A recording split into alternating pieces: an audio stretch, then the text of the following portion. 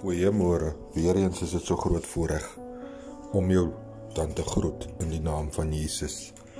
Weet jy wat? Spreuke 27 vers 1 sê, beroem jou nie op die dag van môre nie, want jy weet nie wat die dag sal bring nie. Hartlik goeiemôre en baie welkom. Weet jy, ek kom na 'n punt toe vanoggend en my oë het op iets geval en ek het dit gelees en dadelik toe spreek die Gees van die Almagtige God in my hart vanoggend. En soos ek gister gesê het in die dag voor dit, ek glo dis 'n woord vir iemand vanoggend. En mag hierdie woord regtig in jou gestig, binne in jou hart gestig word. En mag jy op jou knieë val en die wysheid van God bid om dit te kan verstaan en wat dit beteken. Ek is in dieselfde hoofstuk van Spreuke 27, maar nou wil ek met jou vers 2 deel. Laat 'n ander jou prys en nie jou eie mond nie. Laat 'n ander jou prys en nie jou eie mond nie. 'n vreemde en nie jou eie lippe nie. Mede broer en suster in die Here, weet jy, ons moet regtig op daai punt kom waar ons nie vertel hoe goed is ons, of wat kan ek so goed doen nie, of weet jy, as ek vir iemand, ek is so goed as ek gebruik nou 'n voorbeeld, ek is so goed, ek gaan bid vir iemand en dan dadelik is hy genees. Mense, ons moet wegkom van daai gedagte af, dat dit ek is wat dit doen.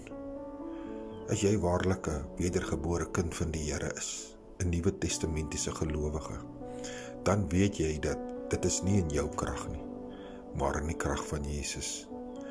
En as jy as 'n dienskneg of 'n disipel optree, en jy gaan uit in die nasies in, het sy dit is om 'n woord te verkondig of vir iemand te gaan bid, of liefdadigheid te toon, weet jy wat, dit is deur die krag van die Here. En jy moet liewer laat iemand anders jou prys, as wat jy jouself prys. Weet jy, 2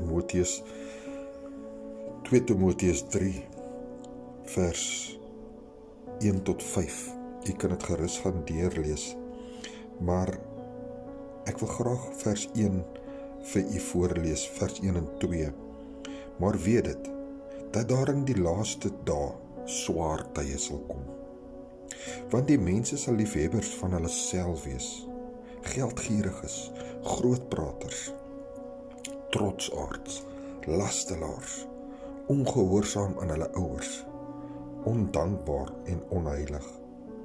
Vers 3 sê, sonder natuurlike liefde, onversoenlik, kwaadsprekers, bandeloos, wreed, sonder liefde vir die goeie.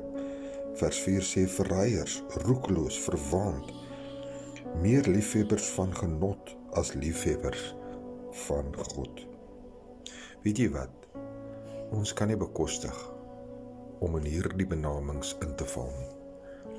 En weet jy wat? Jy self moet ook nie jou ophou met sulke mense nie.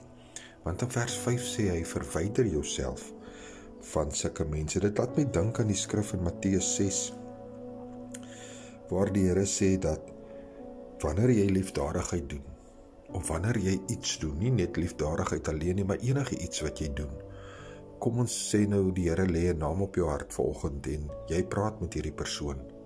Weet jy, moet dit nie gaan uitblaak raaf vir almal en vertel hoe goed is jy en dit is wat nou gebeur het en weet jy wat?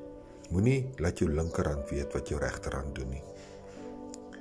Wees nederig voor die aangesig van die Here en besef dat jy self is nie sterk genoeg nie, maar wanneer jy optree deur die krag van Jesus, kan jy baie dinge verrig. Maar jy moet jou wil in die Here plaas. Jy moet besluit om die Here te volg. En dan sal jy sien, die Here sal groot dinge in jou openbaar. Ek is pastoor Gary, ek laat hierdie saak vandag by u, brood en water, 5 minute woordbediening, en ek sê weer soos ek altyd sê, onthou net, Jesus het jou baie lief. Amen.